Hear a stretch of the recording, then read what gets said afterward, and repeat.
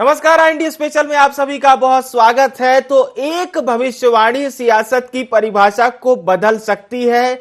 आज पूर्व मुख्यमंत्री कमलनाथ जब सदन के अंदर इस भविष्यवाणी को कह रहे थे तो सदन के अंदर के लोग तो उन्हें सुन ही रहे थे, प्लस सदन के बाहर भी चर्चाएं बहुत तेज हो गई। पूर्व मुख्यमंत्री कमलनाथ ने कहा कि मैं सभी सदस्यों को बधाई देता हूं, इस बात की बधाई देता हूं कि वे अगली बार चुनकर आए। उन्होंने कहा कि इस बार सदन में जो लोग बैठे हैं वो बधाई के पात्र हैं, लेकिन अगली लाइन जो कही उसने सियासत में खलबली मचाने का काम किया और यह कहा कि अगले साल सत्र फिर चलेगा, यहां कौन बैठेगा पता नहीं। आप गौर कीजिए पूर्व मुख्यमंत्री कमलनाथ की इस लाइन पर, यहां कौन बैठेगा इस बात का पता नहीं। इस पर संसदीय कार्य मंत्री डॉक्टर नरोत्तम मिश्रा ने तंज कसा और कहा कि यह दिमाग का वहम है। नाथ की भविष्यवाणी पर हम चर्चा को शुरू करेंगे, लेकिन पहले सुनते हैं सदन के बाहर जब सरकार के मंत्री आए और पूर्व मंत्री आए तो क्या कुछ कहा, पहले वो सुन लीजिए इस पूरे मुद्दे पर। 100% पहले भी कांग्रेस की सरकार बनी थी। ये तो लूट खसोट की सरकार चल रही है, संवैधानिक व्यवस्थाओं का गला घोट के सरकार चला रहे हैं। तभी तो विधानसभा सत्र भी पूरा नहीं चलाते। इतनी सारी कमियां हैं, इतना भ्रष्टाचार है। सदन पूरा चलेगा तो सरकार की कलई खुल जाएगी। तो सरकार 100% 2000 नवंबर दिसंबर में जो चुनाव होगा 23 में, कांग्रेस पार्टी की सरकार 170 सीटों से भी ज़्यादा जीतकर मध्य प्रदेश विधानसभा में कांग्रेस का बहुमत होगा और मध्य प्रदेश में कांग्रेस की सरकार बनेगी। और जो वर्तमान मुख्यमंत्री जी सीट गर्म कर रहे हैं, इसको आगे माननीय कमलनाथ जी अग्रसर करेंगे।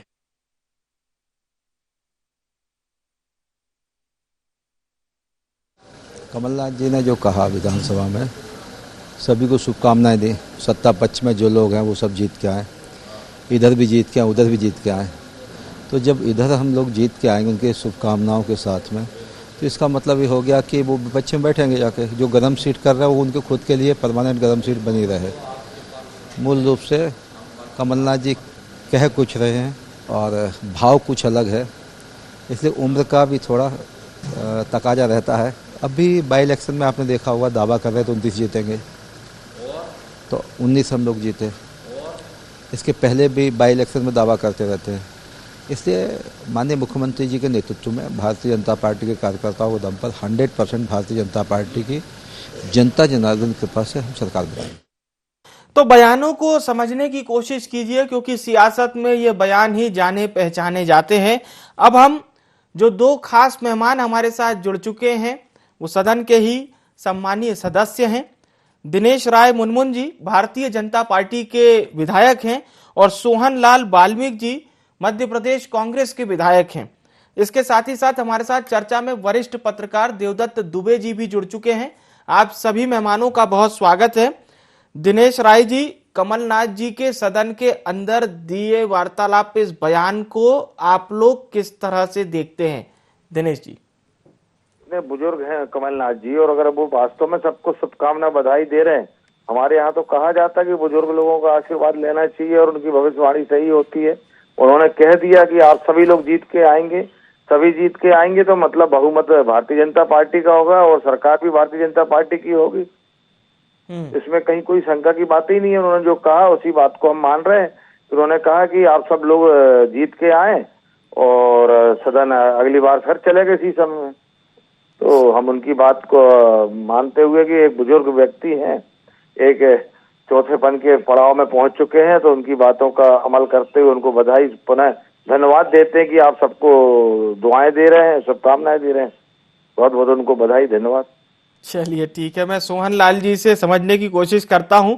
सोहन लाल जी, दिनेश जी ने तो अपनी ओर से जो कहना था सो कह दिया, लेकिन कांग्रेस पार्टी क्या आज बहुत ज्यादा उत्साहित हो गई इस बयान से? देखिए, कमलनाथ जी एक सुलझे हुए नेता हैं और वो राजनीति के अंदर में उन्होंने एक लंबा समय अपना जीवन बिताया है।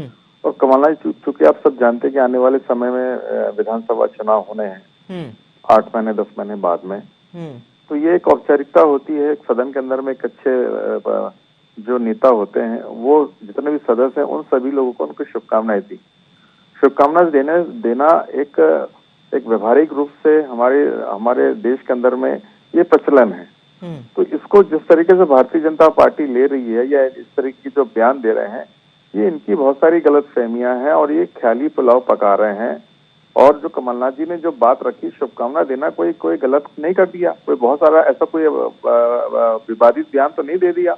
जिस तरीके से भारतीय जनता पार्टी करे, कहीं बुजुर्ग कर रहे हैं, कुछ कर रहे हैं, ठीक है, उम्र का पड़ाव सबके ऊपर आता है राजनीति के अंदर में, मगर राजनीति की जो सोच होती है वो सोच कमलनाथ जी की है।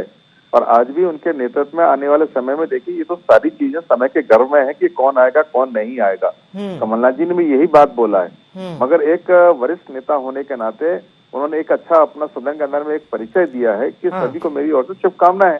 तो इसका गलत अर्थ और उल्टा सीधा अर्थ निकालने की क्या आवश्यकता है? इनको क्यों शंका हो रही है अपने आप के ऊपर? क्यों इतना डरे व सहमे है भारतीय जनता पार्टी के सदस्य कि ये आएंगे कि नहीं आएंगे, इसलिए इस तरीके की बात कर रहे हैं?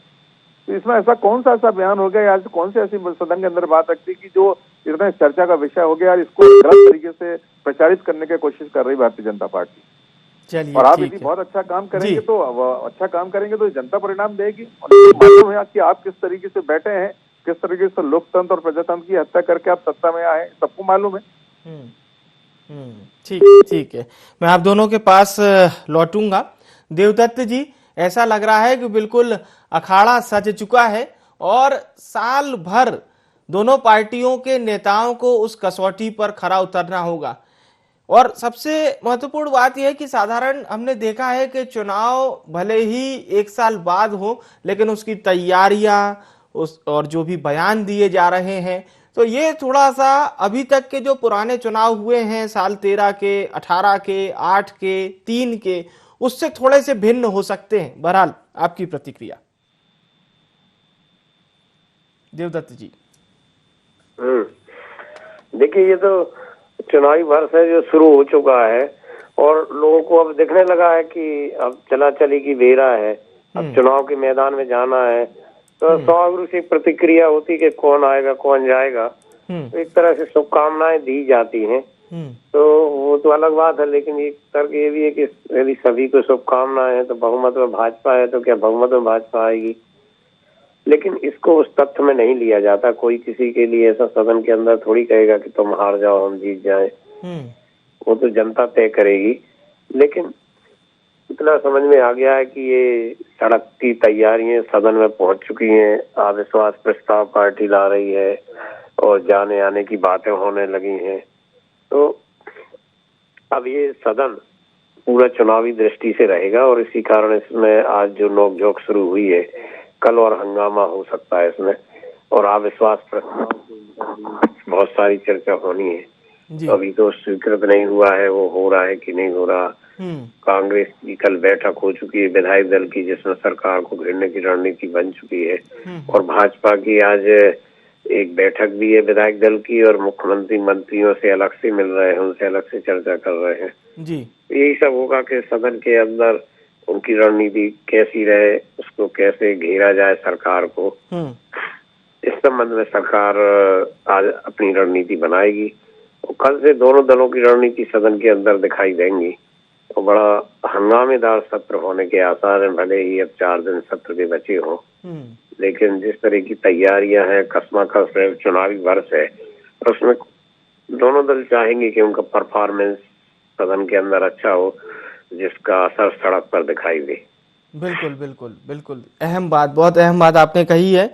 दिनेश राय जी से जुड़ते हैं। दिनेश जी, ये अविश्वास प्रस्ताव पर बहुत चर्चा हो रही है, कांग्रेस पार्टी भी बहुत जोर शोर से इसे लाने की तैयारी में है। बीजेपी के पास क्या कुछ जवाब हैं इन बातों को लेकर? कांग्रेस का कहना है कि 5 प्रमुख मुद्दे हैं, जिसमें किसानों से जुड़े मुद्दे हैं, इसके साथ ही साथ महिलाओं से जुड़े मुद्दे हैं।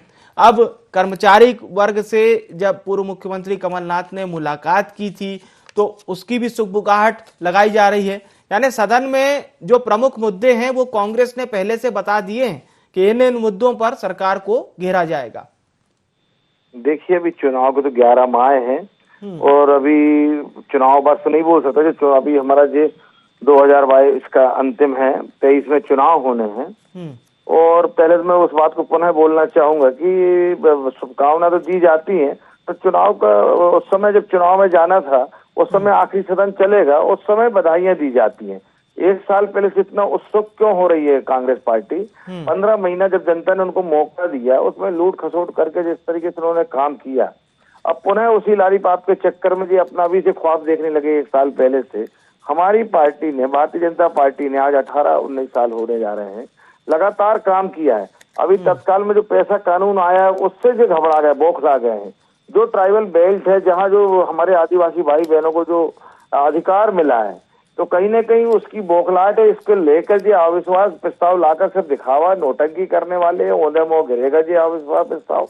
इसमें इनके पास ना संख्या बल है, ना बाहुबल है, ना इनके पास ऐसा कोई अस्त्र है जिससे सरकार के खिलाफ ये ऐसा कोई वातावरण बना सके। ये सिर्फ जनता को उकसाने का काम कर रहे हैं, अधिकारी कर्मचारी को उकसाने का काम कर रहे हैं। ऐसा हाहाकार मचाना चाहते हैं, इनको ऐसा चाहते हैं कि सरकार बिल्कुल विफल है, कुछ नहीं कर रही। सरकार के काल में बिल्कुल तांडव मच गया है और अब जनता बिल्कुल गरीब हो गई है, जनता के साथ छलावा चल रहा है। सिर्फ ऐसा माहौल दिखाना चाहते हैं और कहीं न कहीं 2023 के आने वाले चुनाव का इनको एक अपने आप में एक मन में बैठ गया कि हम जीत सकते हैं, हम बनाएंगे सरकार। और मैं जो कह सकता हूँ कि जब विश्वास प्रस्ताव लाना एक नौटंकी कर रही है कांग्रेस पार्टी, सिर्फ दिखावा कर रही है, जब बहुमत भारतीय जनता पार्टी के पास है, जनता का समर्थन भारतीय जनता पार्टी के पास है, हमारे यहाँ वोटिंग परसेंटेज में भी जनता इनसे आगे है, तो इनका विश्वास प्रस्ताव लाकर करेंगे क्या? सिर्फ इनको अब आज देखिए, आज इन्होंने चलने दिया, सदन बहुत अच्छे चली। कल टोका टोकी करेंगे, फिर बहस करेंगे, फिर कहेंगे सदन नहीं चल रही। कुल मिला के एक माहौल बनाएंगे, 2 दिन तक चलने देंगे, उसके बाद फिर ऐसा माहौल बनाएंगे, अविश्वास प्रस्ताव के नाम पे लेके शीशे से देरी करने का काम करेंगे और फिर कहेंगे सदन अब बहुत समय पे समाप्त होने जा रही है।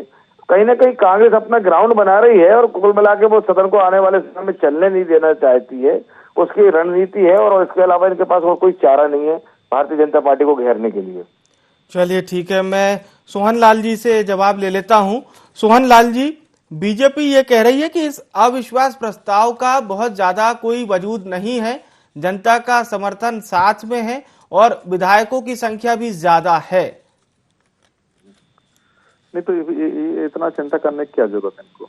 वो तो जब अविश्वास का जब बात चर्चा होगी, जब बात आएगी सदन में, तब आप लोग को सारी चीजें स्पष्ट हो जाएगी। पहले से किसी चीज को कयास लगाना, ये भारतीय जनता पार्टी के मन में इस तरीके की क्यों बात आ रही? जब हमारे पास ऐसे मुद्दे जो हैं, जो जनता के बीच में हम लोग रखना भी चाहते हैं और सदन में भी रखना चाहते हैं, कि सरकार की गलत नीतियों के कारण आज पूरे मध्य प्रदेश में अराजकता और भ्रष्टाचारी फैली हुई है। और जिस तरीके के ये, यदि इनको सत्ता की लालसा इतनी नहीं होती, तो हमारी कांग्रेस को जिस तरीके से इन्होंने गिराया है, जो अनैतिक रास्ते अपनाए हैं, तो निश्चित रूप से ये आम जनता भी समझ रही है। आने वाले चुनाव में तो इसका परिणाम वो देगी जब चुनाव में हम लोग सब जाएंगे। मगर जो अविश्वास प्रस्ताव की जो बातें हुई है, तो देखिए ऐसे मुद्दे हैं जो सदन के अंदर में सरकार को पूरी तरीके से घेर कर ये गिराने का हर संभव हम लोग प्रयास करेंगे। बिल्कुल बिल्कुल। एक बात और आपसे कहना चाहूंगा, क्योंकि ट्राइबल बेल्ट से आप आते हैं और वो एरिया जाहिर सी बात है न केवल आदिवासी भाइयों के लिए बहुत अहम जगह है।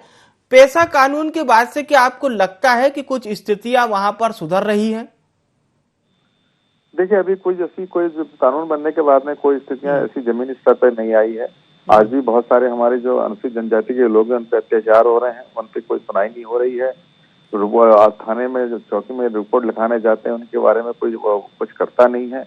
बहुत सारी जो नियम बने, कानून बने, उसको अभी पूरी तरीके से जमीनी स्तर पर नहीं लाया गया है। इसके पहले भी बहुत सारे नियम कानून बने थे, उसके ऊपर भी कोई कार्रवाई नहीं हुई है। और ये जो पेशा की जो बात आप जो कर रहे हैं कानून की, देखिए ऐसे पास को भी बहुत सारा जो उसका पहले भी कानून आया, मगर आज भी महिलाओं पे, बालिकाओं पे अत्याचार हो रहे हैं। ये मध्य प्रदेश सरकार सिर्फ कानून बना के इस तरीके के लोगों को सिर्फ वोट बैंक हासिल करने का प्रयास करती है। बाकी वास्तविकता जमीनी स्तर पे जो कार्रवाई होनी चाहिए, जो व्यवस्था बननी चाहिए शासन की तरफ से और प्रशासन की तरफ से, वो व्यवस्था नहीं बनने के कारण आज आम जनता को परेशानियों का सबको सामना करना पड़ रहा है। ये सिर्फ दिखावा करता है कि हम ये कर रहे हैं वो कर रहे हैं, बाकी और कुछ नहीं हो पा रहा। पूरी तरीके से अव्यवस्थित पूरा मध्य प्रदेश अराजकता की ओर बढ़ते चला जा रहा है। चलिए, मैं सर लौटूंगा आपके पास। देवदत्त दुबे जी, इस अविश्वास प्रस्ताव को आप किस तरह से देख रहे हैं? क्या ये कांग्रेस को एक चार्ज मोमेंट देगा या बीजेपी के पास इसका तोड़ पहले से ही मौजूद है? देवदत्त जी। बीजेपी को जी और कांग्रेस को दोनों को तैयारियां तेज करने की होड़ मच गई है। तो ये तो सत्र का एक बहाना रहता है उनको, इस पे जनता के मुद्दे उठाए जाएं, विपक्ष पूरी कोशिश करेगा और सत्ता पक्ष इस बहाने अपनी उपलब्धियां बताएगा। तो इस दौर में आप देखेंगे कि तैयारियों के लिए विशेष सहायक भी लगाए गए हैं, कांग्रेस विधायक दल ने लगाए हैं जो उनको उपलब्ध करा रहे हैं जानकारी, और सरकार की तरफ से अधिकारी लगे हैं जो उनके माकूल जवाब देंगे। और आज की, जैसा मैंने पहले बताया, आज जो रणनीति बनेगी, कांग्रेस की हो चुकी है बैठक, इसके बाद कल से सदन में नजारा नजर आएगा, क्योंकि मुख्यमंत्री आज 1 घंटे मंत्रियों से भी चर्चा करने वाले हैं। फिर इसके बाद विधायक दल की बैठक होगी। अभी पिछले कुछ दिनों से कुछ मंत्री विवादों में घिरे हुए हैं, तो वो अभी अपने को बचाने में लगे हैं। तो सरकार तो सामूहिक मंत्रियों के प्रयासों से बचती है, तो सबको कहा जाएगा कि इन सब बातों को छोड़कर अभी सरकार का पक्ष रखना है और विपक्ष को जवाब देना है। 1 घंटे मुख्यमंत्री निवास में मंत्री शायद इसी संबंध में चर्चा करेंगे आज मंत्री। बिल्कुल बिल्कुल, ये बहुत अहम बात है क्योंकि दोनों पार्टियों को इस ओर देखना भी होगा। दिनेश जी से हम जुड़ते हैं। दिनेश जी, एक अहम बात जरूर आपसे पूछना चाहूंगा, क्योंकि योजनाएं तो आप लोगों के पास बहुत सारी हैं। पैसा कानून को लेकर आप लोगों ने जन जागरण भी किया, तमाम जगहों पर सरकार के लोग पहुंचे, जनप्रतिनिधि पहुंचे, लेकिन सोहन लाल जी या कांग्रेस पार्टी सवाल यही कर रही है कि पैसा कानून का जो एडवांटेज, जो फायदा जनता को मिलना चाहिए था, वैसी रूपरेखा अभी तक नहीं बन पाई है। मानते हैं आप इस बात को? नहीं, मैं इस बात को इत्तेफाक मानता हूँ, क्योंकि अभी माननीय मुख्यमंत्री जी ने हम सभी विधायकों से कहा था कि पैसा कानून को आप जमीनी स्तर तक आप जनता के बीच में रखें, समझाएं। हम जब गए, मेरी एक ब्लॉक आता है, 34 पंचायतें मेरी पैसा कानून में आज जनजाति वर्ग का क्षेत्र है। जब मैंने वहाँ लोगों से बात की तो लोग बहुत खुश हो। जब मैंने अपना राजपत्र भी उन लोगों के हाथ में सौंपा, समझाया, तो आज हमारे ग्राम पंचायत के प्रत्येक गांव में ग्राम सभाएं हो गई। उन्होंने तेंदुपत्ता तोड़ने का खुद के पास रख लिया है, खुद प्रस्ताव पास किया है, स्कूलों को, अपनी आंगनवाड़ियों को अपने संरक्षण में ले लिया है। उनके बीच में अब जो रिपोर्टें भी लिखी जा रही हैं, मर्डर केस, बड़े केस और छोटे छोटे केस जो है वो अपने गांव में बैठ के कर रहे हैं। जल जंगल, अभी मैं गया था, सारणदेव का मेला है, वहां पर वन विभाग, उस इतना तीर्थ स्थान है जहाँ लाखों लोग वहां पर दर्शन करने आते हैं और 15 दिन मेला लगता है। अभी पैसा कानून में उन्होंने प्रस्ताव कर लिया कि यहाँ से हम 3 जगह से रोड निकालेंगे, और फॉरेस्ट ने उसमें रोक नहीं लगाई। तो इस बात से वहां के लोगों में इस बात में खुशी हुई कि कानून जब हमको मिल गया है, अब हम जैसा चाहें वैसा अपनी जनता की सुविधा के लिए, अपने ग्राम को विकास के लिए, ग्राम में जो भी जल जंगल जमीन का जो अधिकार है अभी सरकार अपने हाथ में रखी थी, वो अब हमको मिल गया। इससे आने वाली आमदनी से भी हम अपने गांव का विकास कर लेंगे। एक बड़ा उत्साह है लोगों में, बड़ी यानी जन जागृति फैलने से उनमें बड़ा उत्साह है, और वो कहीं ना कहीं मैं कह सकता हूँ ये एक ब्रह्मास्त्र का काम करेगा हमारे ट्राइबल बेल्टों में, और यहाँ का विकास जो शहरों में हो रहा है उस गति से अब ग्रामीण क्षेत्र भी दौड़ लगाएगा। और मैं कहता हूँ इसके कारण ही कांग्रेस चारों कोने चित हो चुकी है। और जो पैसा कानून अभी 1 साल है साहब, अभी 1 साल चुनाव में, इसके बीच में जनता खुद देख लेगी ना इस कानून को वास्तव में जमीनी स्तर हकीकत क्या है, और जब इसका फायदा जनता को मिलेगा तो वास्तव में इस कानून का बहुत लाभ मिलना है। और आने वाले समय में जनता भी इस बात को मान लेगी। 60 साल से जो कानून को कांग्रेस पार्टी की सरकारें रही नहीं लागू कर पाई, आज हमारी सरकार ने भी लेट किया लेकिन करके तो दिखाया है। उसमें जो और छोटी बड़ी कमियां होंगी उनमें आने वाले समय में सुधार होगा, वो और ज्यादा ताकतवर बनाकर जनजाति वर्ग को इसका लाभ मिलेगा। तो दिनेश जी के क्षेत्र में मतलब प्रारंभिक तौर पर जनता पैसा से संतुष्ट है, क्योंकि घनसौर और भी क्षेत्र हैं आपके यहाँ पे जहां बहुत बड़ी संख्या में ट्राइबल निवास करते हैं। दिनेश जी, वहां तक कांग्रेस विधायक है। नहीं, मैं ओवरऑल, चूंकि आपके सिवनी के जो अन्य क्षेत्र है, ओवरऑल एक बात कर रहा हूं।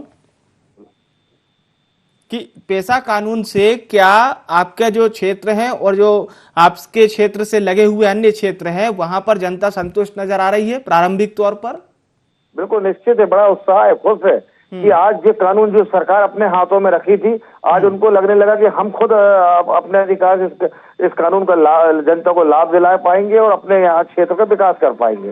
तेंदुपत्ता से ही इतनी बड़ी आमदनी हमारा जो क्षेत्र है बाहुल है, तेंदुपत्ता बहुत अधिक होता है विवेक जी। हमारे यहाँ पर महुआ, गुटलू और सीताफल की बहुत बड़ी पैदावार है जो, और इन वन संपदा के साथ साथ हमारे यहाँ नदियां हैं, तालाब हैं, इनमें सब में इनको अधिकार मिल जाना। मुरम गिट्टी हमारे यहाँ खदानों से निकलती है, रेत निकलती है, तो ये इनकी रॉयल्टी जब ग्राम में ही रख ली जाएगी और उससे विकास किया जाएगा, निश्चित है कि उन क्षेत्रों में बहुत द्रुत गति से विकास होना है। चलिए ठीक है, आपने पूरे ओवरऑल सिवनी क्षेत्र का इसीलिए मैंने आपसे पूछा था क्योंकि खास आप जिले से सिवनी से आप विधायक हैं।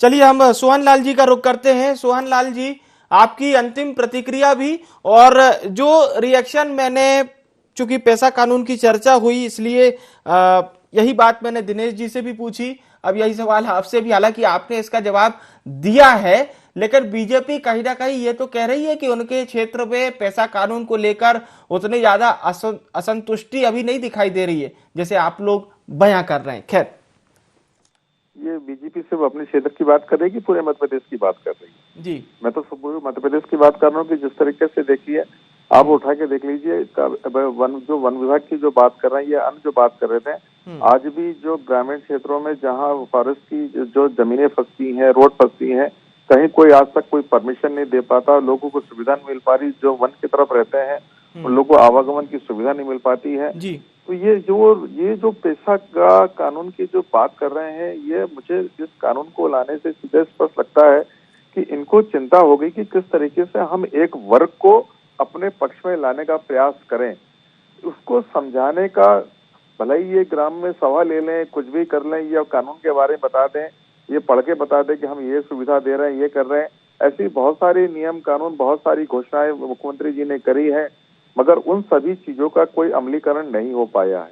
और आज भी इस पेशा कानून के नाम से सिर्फ ये वोट बैंक हासिल करना चाहते हैं उस वर्ग को जो वर्ग इनसे दूर हो चुका है। कभी इनको आने वाले समय में इनको इस बात की चिंता है कि किस तरीके से इस वर्ग को हम लोग अपने तरफ लुभाने के लिए इस तरीके के कानून का प्रचार प्रसार, सिर्फ प्रचार प्रसार, फायदा कुछ नहीं, सिर्फ प्रचार प्रसार करके हम उन वोट बैंक कैसे हासिल करें, ये प्रयास है। और बाकी इनको बहुत ज्यादा आम जनता से कोई लेना देना नहीं। अब ये तो इनका तो सिर्फ यही रहता है कि कोई विधायक जीते, कोई कितनी बड़ी संख्या में आ जाए, हम लोग तो खरीद फरोख्त करके अपनी सरकार बना लेंगे, इनका दिमाग इस तरफ रहता है और बाकी कोई जनता से इनका कोई सरोकार नहीं। चलिए, देवदत्त दुबे जी, आपकी अंतिम प्रतिक्रिया सर।